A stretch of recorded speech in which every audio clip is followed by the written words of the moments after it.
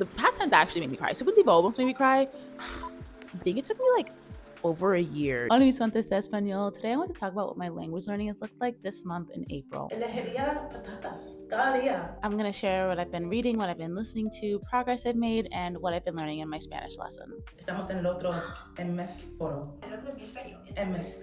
If you're a fellow language learner, you know that this whole journey is a marathon and not a sprint. So month after month, the studying can get a little monotonous, but I had a little extra motivation this month because I'm leading up to a trip to South America, which I'm so excited about. So let me share a little bit about what this month has looked like. I ended March and began April on a bit of a rough note. I had no motivation to watch content, so I wasn't hitting my 60-minute-a-day goal, and I was also just really choppy with my speaking and couldn't recall words. It felt kind of like an out-of-body experience because I was like, I know I can do this.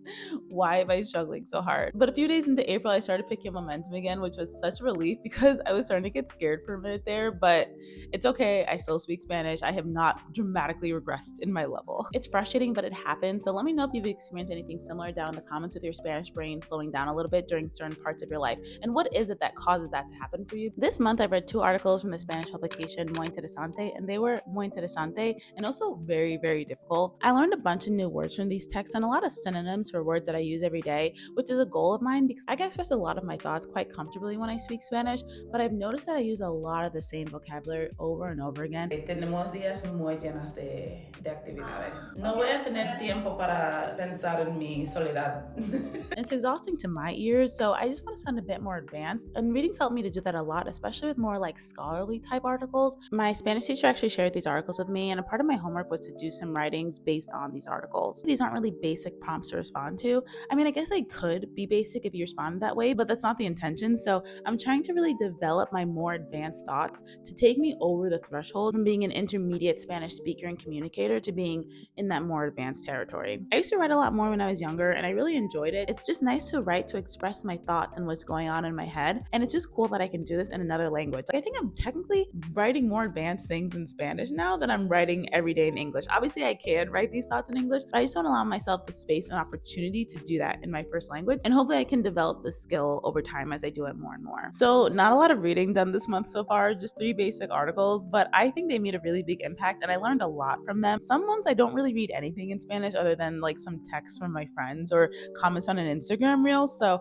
I'm pretty proud of myself for what I did read and what I gained from those texts. So that was reading and writing. Let's talk about my listening for the month. As I've mentioned before, listening to comprehensible input makes up a bulk of my Spanish learning every month, and that's content that's right at or right above my level. I try and get in about an hour of active listening every day, so here's what this month looked like. I didn't hit my goal every day, obviously, but I did listen to Spanish every day, which I can't say for every single month, so I'm happy with it. On the learner side of content, most of my input came from Más que Siesta and Spanish with Vicente. I recently found Más que Siesta from a Spanish with Vicente podcast that I was listening to. Más que Siesta unfortunately doesn't have any new podcasts coming out, but he recorded a bunch before he stopped, so I've just been listening to the backlog of his content. Spanish with Vicente, I mentioned him in my intermediate podcast recommendations episode. He's still putting out content at least once a week, but I'm also still working through his backlog because he's been doing this for years, so it's easy to listen to more than one of his podcasts a day. And then on the native side, I get so much content from Soy Tali. She talks about like all things pop culture, girly pop things, what's going on in the world. I absolutely love that I've been able to unlock content like hers because it's stuff that I would listen to anyway in English. I don't fully understand how, but I'm able to understand her quite well. I can't understand everyone that speaks at her speed in Spanish, but maybe with the combination of her accent and her cadence, it just works for me. But I'd highly recommend her content if you're kind of at a high, intermediate, advanced level of Spanish comprehension because she is so much fun. So now let's talk about the Spanish lessons that I had this month. Under normal circumstances, I would have had 4, but this month I had 3, and it was for the stupidest reason. Guys, we scheduled our time to meet as jueves, and I don't know what happened, but for some reason when I was setting up my time on my calendar,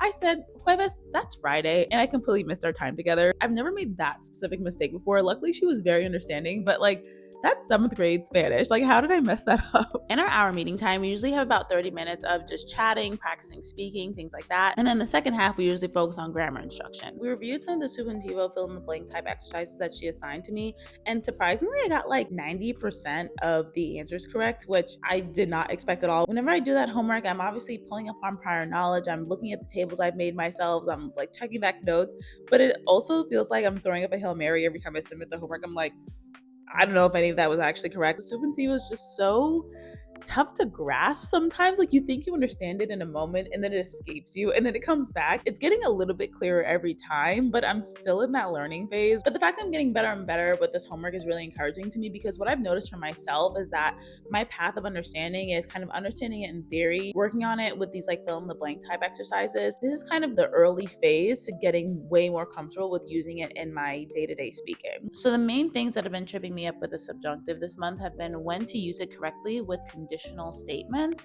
I still get a bit confused because there's two verbs that you have to match and I don't always get those correct. And the other thing that's been tripping me up has been when to use the indicative versus the subjunctive with the word aunque in front. But it is becoming a bit clearer. I try not to use English to understand Spanish concepts, but I did find this little trick that has been a cheat code for me just to understand how to frame the subjunctive versus indicative with aunque. If you're trying to express even if, you would use the subjunctive, and if you're trying to express even though, you would use the indicative. I know that difference seems super small, but it really helped me to distinguish this difference between the hypothetical world and the real world. And the cool thing that I've started to realize with my conversations with my teacher and the homework that I've been doing is that I'm really starting to internalize these little differences in the language. I really wish I was making videos back in the winter because I was struggling so hard, and I literally had thought I'm never gonna understand this, so I should get comfortable never surpassing B2 because this makes no sense to me. So the fact that I'm here today is a miracle, honestly. I don't know how else to explain it. I've also started to notice that my teacher hasn't had as many corrections of my use of the past tense as before. Wow.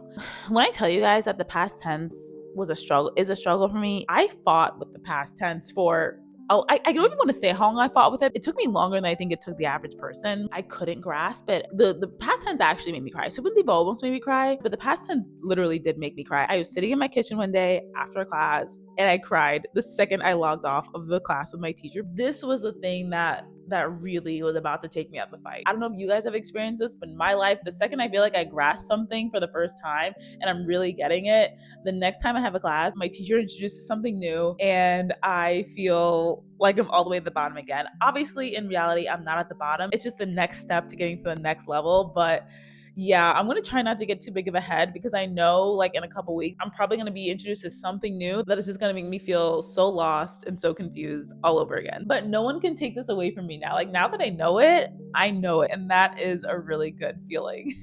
Another observation of my progress that I noticed this month was that I decided to just casually watch an Easy Spanish video. If you guys don't know, Easy Spanish is this channel. They have it for a bunch of languages, but they pretty much just go out on the street and they ask people questions, and it's meant for learners of the language. It's called Easy Spanish, but it's not necessarily easy because they're speaking people out on the street. This was a channel I knew about before dreaming Spanish, but I remember finding it quite difficult. Like I'd have to read their subtitles in Spanish and sometimes even lean on the English subtitles. I realized I was really struggling and I didn't want to keep reading the subtitles, so I saved it in a playlist that was called like videos to revisit when I'm better. So I decided to replay one of these videos that I found pretty difficult, and I was listening to it and I was like, why are they speaking so slow?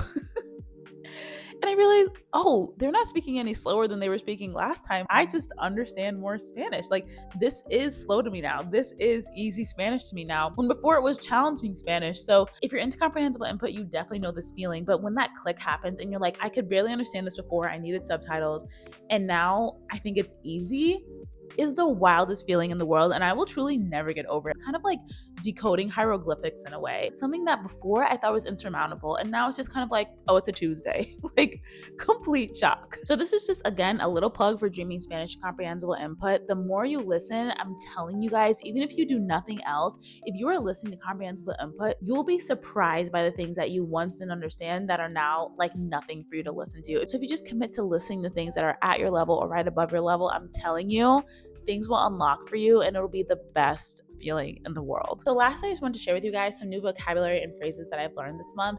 I'm not the most organized person when it comes to my language learning. I don't know if you picked that up from my videos yet, but I got this notebook at the beginning of the year and it's really been helping me to stay consistent in taking notes before and after my classes, when I'm reading things, when I'm listening to things, and make sure I'm not just hearing something and never revisiting it again. But the way this notebook is laid out helps me to stay so organized. So this is my language learning notebook. It's from Love to Lingo and I absolutely love this thing. The woman who created this notebook is a language teacher and a language learning content creator, so she knows exactly what we need to keep our thoughts in order. So let's get into some of what I learned this month and what I logged in my notebook. I don't know where this came from, but in every show I've been watching, every podcast I've been listening to, and every YouTube video, I've been hearing the word amenaza. I feel like I've never heard this word in my life, but it's just been everywhere this month. And amenaza means threat, and amenazar means to threaten. So the next word is igualar, which is to match. This is one of those words that I feel like I should have known already, but I kept wanting to use it this month and I kept not knowing the word.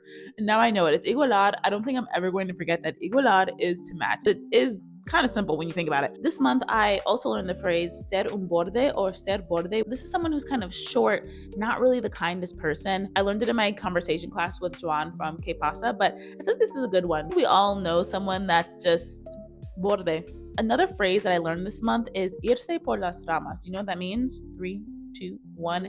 It's to change the subject. How useful is that? I'm going to share with you guys one more phrase and one more vocabulary word that I learned that hopefully can be useful to you if you haven't learned them yet. If you ever want to refer to a loophole, I think this is my new favorite word in Spanish. It's triquiñuelas. Triquiñuelas. Encontré un triquiñuela. Pienso que hay triquiñuelas. I just want to say it all the time now. The last phrase I want to share with you guys, dar palos a alguien. It might be a colloquialism from Spain. I'm not sure if everyone uses it, but I learned it from a Spanish person. Just a different way to say criticar, a little bit more colloquial, a little bit more native, a little bit more advanced. So let me know down in the comments if any of those words or phrases were new to you guys. And I'd also just love to hear how your April was with your language learning. Did you have any wins, any losses? What were you listening to? Any recommendations for me? Thank you guys so much for joining me for my first language learning update on this channel. There will be a new one every month, so I hope to see you then. And otherwise, hasta la próxima.